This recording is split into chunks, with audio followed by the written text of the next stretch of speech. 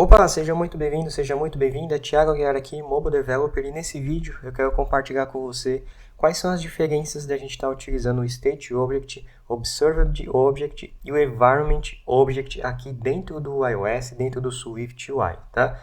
Então muitas pessoas têm dificuldade em entendimento do por que existe tantas propriedades, né, dessa forma para a gente trabalhar com objetos, e nesse vídeo você vai entender de uma vez por todas como trabalhar com eles, tá?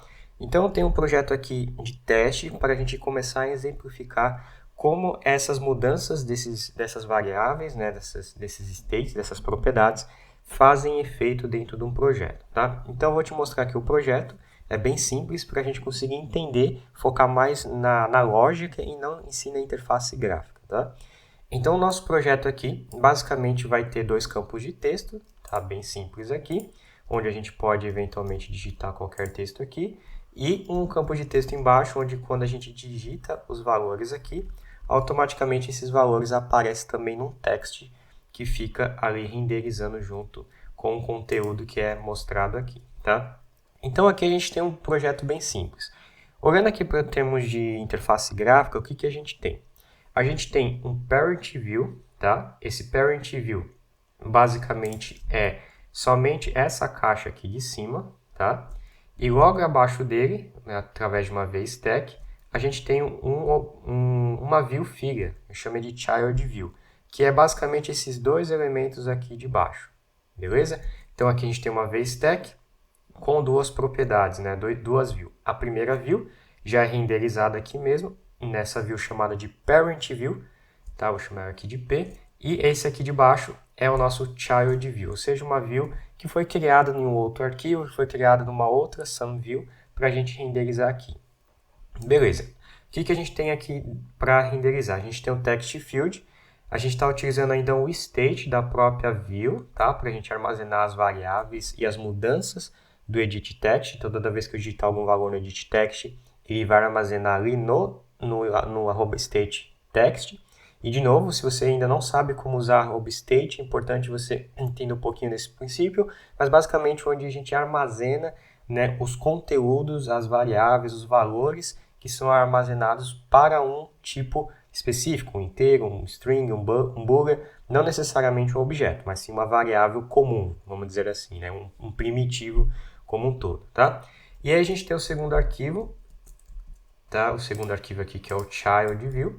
O child view é praticamente o mesmo, tá? Só muda que a gente tem um text em cima para renderizar o conteúdo que a gente está digitando aqui no text field. E de novo a gente tem um @state para armazenar os valores do campo de texto do text field, tá?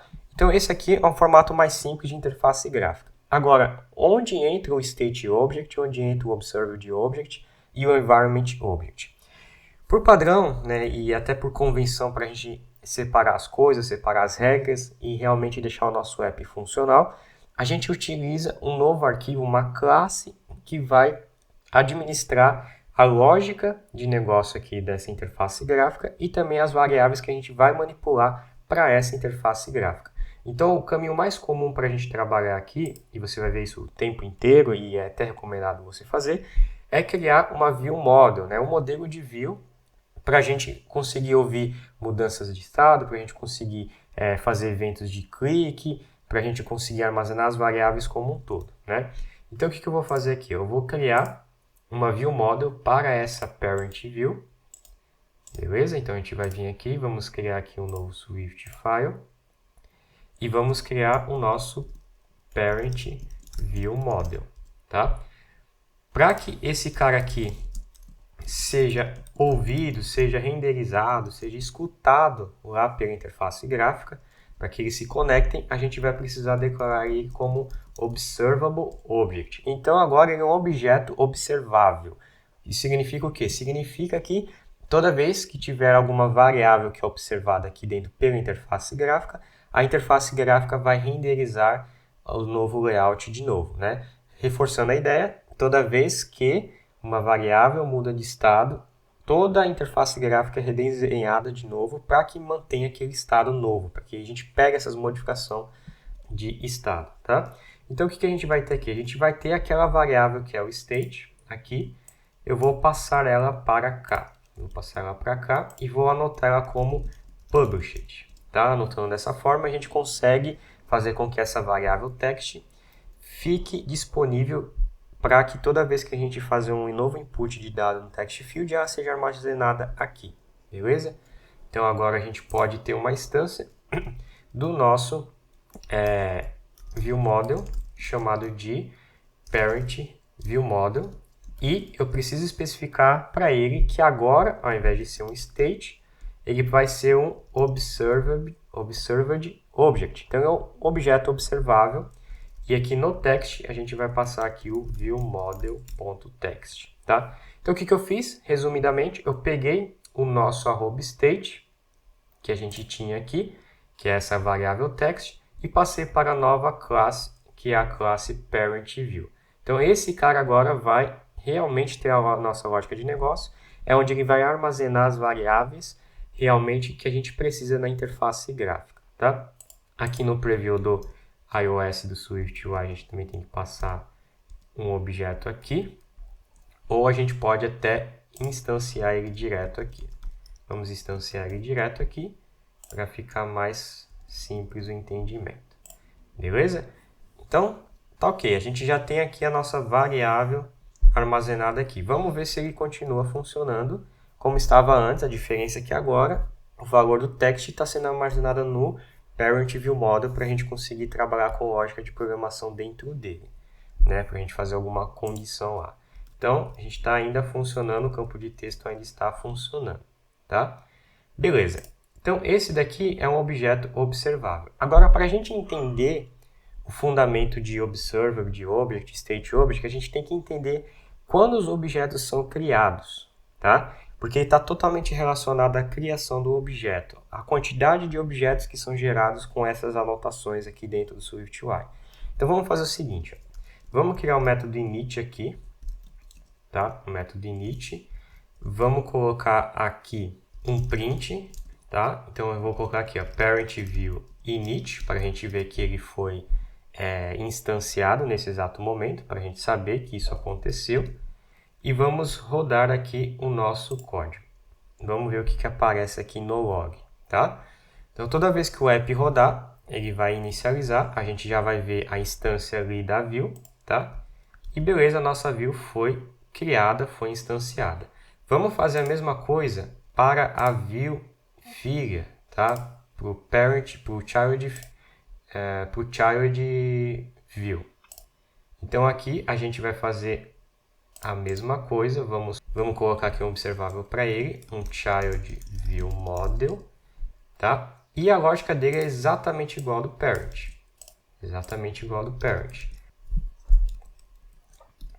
E aqui a gente vai ter o nosso child viewModel, tá? E aí no child viewModel, o que a gente vai fazer? A gente vai trocar aqui também para o observed. Vamos lá, observed object, e vamos passar aqui também o nosso viewModel. E aqui agora o text vai ser do próprio viewModel e o text field também, tá? E de novo vamos colocar aqui um bloco init para a gente ver quando esse objeto é criado. Então aqui, ó, child view init. Vamos ver quando ele é instanciado, tá? E aqui é child viewModel. Beleza, então vamos rodar agora o nosso código e vamos ver o ciclo acontecendo na hora que a gente cria um objeto. Então ele criou o parent, criou o child, tá? Se a gente escreve qualquer valor, o child é criado de novo, tá? Ele é instanciado de novo. E quando a gente escreve no child, não. Por que isso aqui acontece? Esse aqui é o primeiro fundamento importante para que você entenda as variáveis que eu vou falar mais para frente.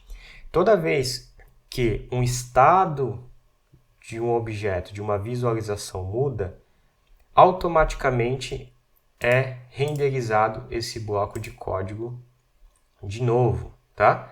Então, quando a gente mudou o parent view, ele percebeu que a gente mudou esse state, ele reconstruiu este bloco de código, dando um new, criando de novo um objeto filho, tá? Então, por isso que toda vez que eu aperto aqui, ele cria um novo Child View Model.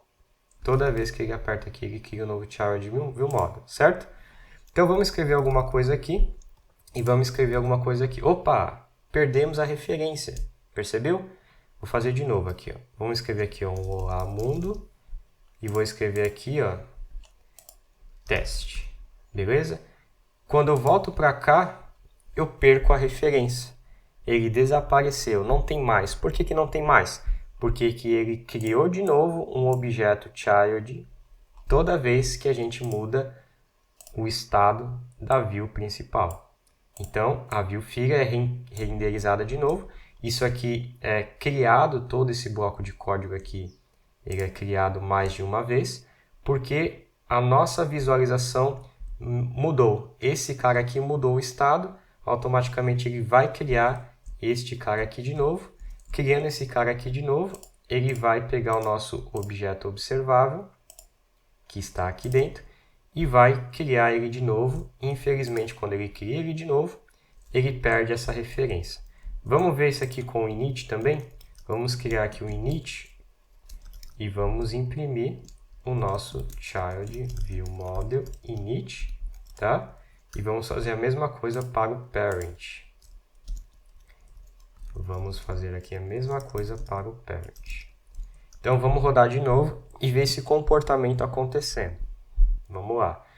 Então, quando a gente pega o nosso componente, esse bloco de componente de baixo e escrevemos, primeira vez ele já iniciou os dois, eu vou escrevendo aqui normal, ele não reconstrói esta view. Por quê? Porque esta view não teve mudança dentro dela, teve mudança aqui no parent, tá? E aí, toda vez que eu escrevo alguma coisa nova, ó, ele vai criando novos objetos, toda hora. Então, a gente tem um Child View Model milhões e milhões de vezes sendo reconstruído, ele está criando novos. Então, a gente perde a referência do campo do texto que a gente acabou digitando logo abaixo, tá? Beleza, então como que a gente corrige isso daqui?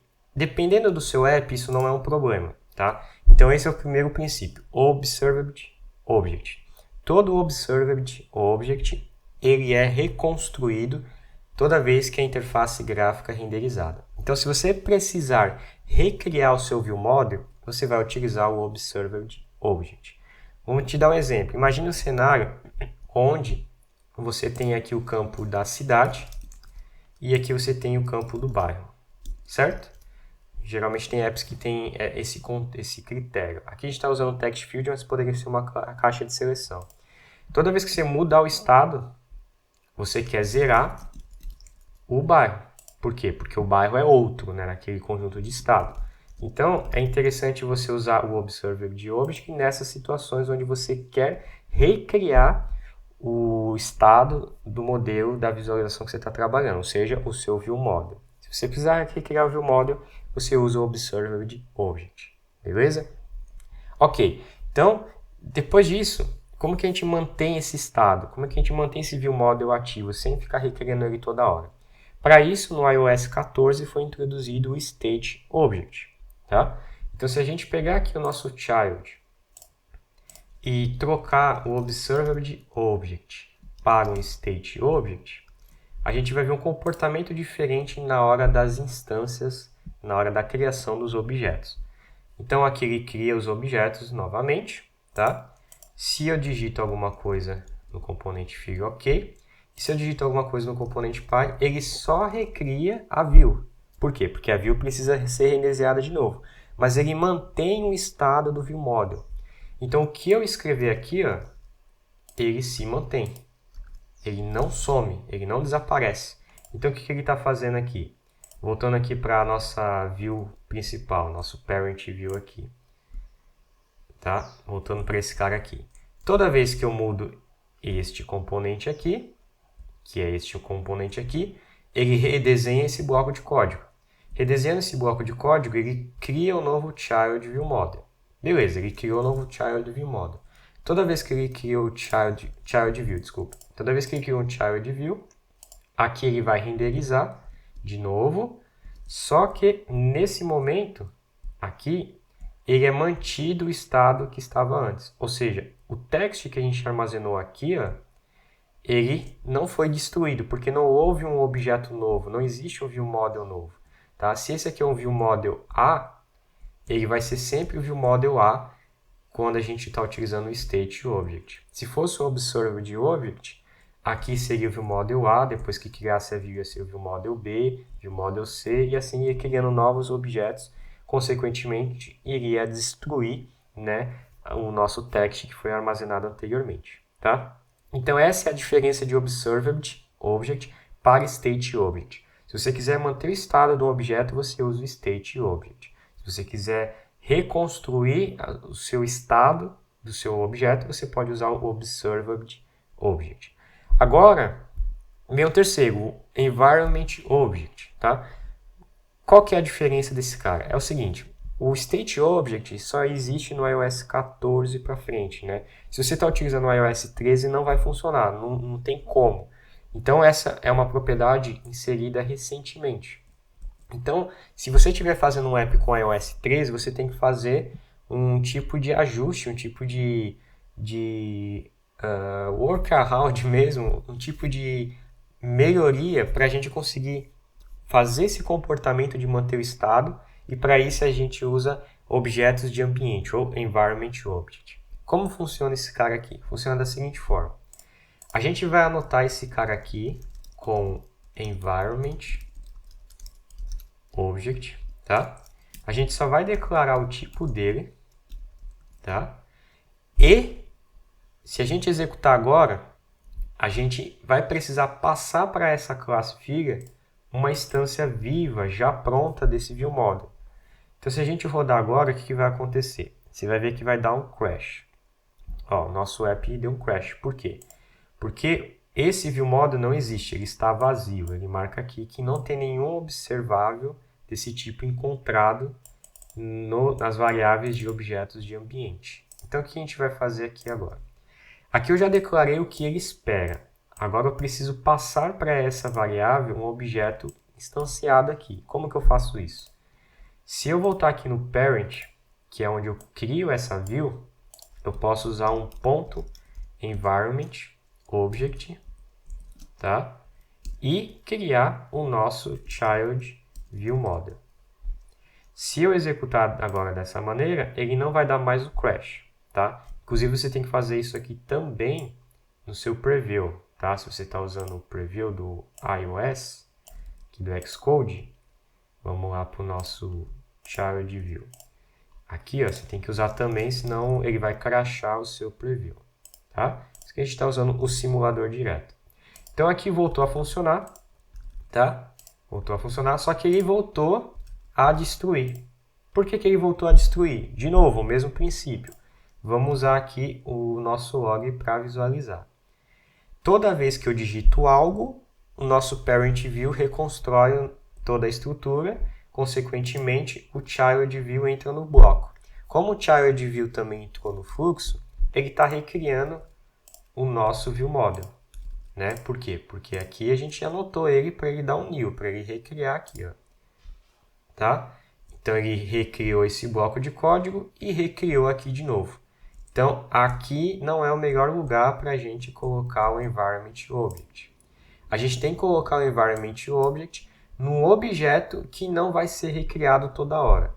Quem que não está sendo recriado toda hora? O parent view. O parent view não está sendo recriado toda hora porque ele não tem necessidade de recriar essa estrutura, porque ele não é filho de ninguém, né? Ele necessariamente é o container completo. Ele é um objeto raiz. Geralmente a gente usa o environmentObject em objetos raízes. Então, por exemplo, a melhor forma de a gente fazer isso daqui é na hora que a gente criar o nosso parent view, a gente passar para ele aqui. Então a gente vai colocar ele aqui na view principal, que ela não é reconstruída toda hora. Então ele vai ficar na hierarquia de objetos, tá? Então aqui a gente pode escrever o nosso texto. E toda vez que a gente escreve um novo texto na view principal, na view pai, ele reconstrói só a interface gráfica mantendo o estado do objeto, Por quê? Porque esse objeto já foi criado, né? Ele já foi passado para cá através do environment object deste cara aqui. Tá? E de novo, o environment object é quando você quer ter um objeto raiz pela hierarquia de views da sua aplicação, né? Então, se você tem, por exemplo, uma view e dentro dessa view você tem uma outra e dentro dessa você tem uma outra e você vai mantendo uma hierarquia de visualizações, se você usar o environment object aqui e passar para as classes que tem essa dependência, vai continuar funcionando. Tá? Isso aqui a gente utilizava ou utiliza ainda no iOS 13. Se você está utilizando o iOS 14, você pode estar utilizando o State Object para manter o próprio estado. Ou se você quiser fazer uma hierarquia de dependências, você pode estar utilizando o Environment Object para fazer isso. Tá? Então assista esse vídeo de novo, faça esse mesmo código, coloca os prints no init para você ver a ordem com que as coisas são executadas, a ordem como as instâncias acontecem. E basicamente é isso. Resumindo a aula, se você quiser manter o estado de um objeto conforme a view é renderizada e recriada de novo, você utiliza o State Object. Se você quiser fazer isso no iOS 13, que não tem suporte ao State Object, você vai usar o Environment Object, só que não pode esquecer de você passar para a sua view dependente, né, a instância viva que você precisa com essa anotação no objeto pai, no objeto da hierarquia maior, né, da raiz maior. E se você quiser mudar o estado da view toda hora que você for renderizar, se você não tem necessidade, né, de manter o estado do objeto, aí você pode estar utilizando o Observed Object como primeira opção, tá? Que nem a gente fez aqui no nosso Parent View. Se eu quisesse, por exemplo, passar aqui, ó, esse View Model para cá, vamos passar aqui o Parent View Model para a gente ter a referência do texto que está digitando nessa caixa aqui, a gente também consegue. Então é só colocar ela aqui e aqui eu posso anotar ela como Observed Object normalmente, tá? No Parent View Model. Por quê? Porque a gente está utilizando ele lá em cima, então ele não vai ser reconstruído. Então aqui eu vou, por exemplo, concatenar com o texto da view superior, tá? Só para a gente ter essa diferença e você observar que também funcionaria fazer assim. Então aqui no bloco init eu vou passar o Parent View Model para a gente poder instanciar ele e guardar na variável do nosso objeto. Tá? E agora aqui no preview do iOS também eu vou ter que passar aqui. E na hora de criar, a gente já tinha passado aqui, certo? Então vamos ver se a gente consegue pegar o texto do text field superior no objeto de baixo. Então se eu escrever aqui um olá, ok? Se eu escrever um mundo aqui, vai aparecer aqui o texto, tá? Então aqui ele está recriando de novo a interface gráfica, mas ele está passando, na hora que ele está recriando a interface gráfica, o objeto pai para cá. Então a gente também fez esse mesmo modelo, que seria parecido com o Environment Object. Agora, se você quiser compartilhar View Models, eu posso considerar esse cara aqui como um View Model compartilhado. Tá? Esse aqui é um View Model compartilhado, porque ele está disponível tanto no Parent View quanto no Child View. Tá? Então, espero que você tenha aprendido. Veja esse vídeo de novo, porque é muito importante você entender isso, porque isso é a base do SwiftUI para você trabalhar com View Model, trabalhar com Views e manter a sua lógica de negócio separada da camada de visualização, tá bom? Então, assista de novo, deixa nos comentários o que você está achando desse vídeo, se você utiliza, se você ainda não utilizou, se você sabia ou não sabia dessas mudanças. Deixa o seu like também, se inscreve no canal para você aprender mais sobre o desenvolvimento iOS ou desenvolvimento Android também. E ative os sininhos caso você já seja inscrito. Verifique se está ativado para você receber os próximos vídeos, tá bom? Se você quiser se aprofundar em desenvolvimento iOS comigo, que é um projeto completo, do começo ao fim, com todos os recursos modernos que essa plataforma tem, que é a plataforma do iOS com SwiftUI, o link do meu treinamento iOS Developer está na descrição do vídeo. E você vai aprender muito mais por lá, de todos esses conceitos que a gente aprende aqui, na prática, num projeto criado real, interface gráfica, conexão com RESTful, com banco de dados, enfim. Tudo lá para você aprender mais sobre esse universo do iOS. Beleza? Então eu vou ficando por aqui e a gente se vê no próximo vídeo.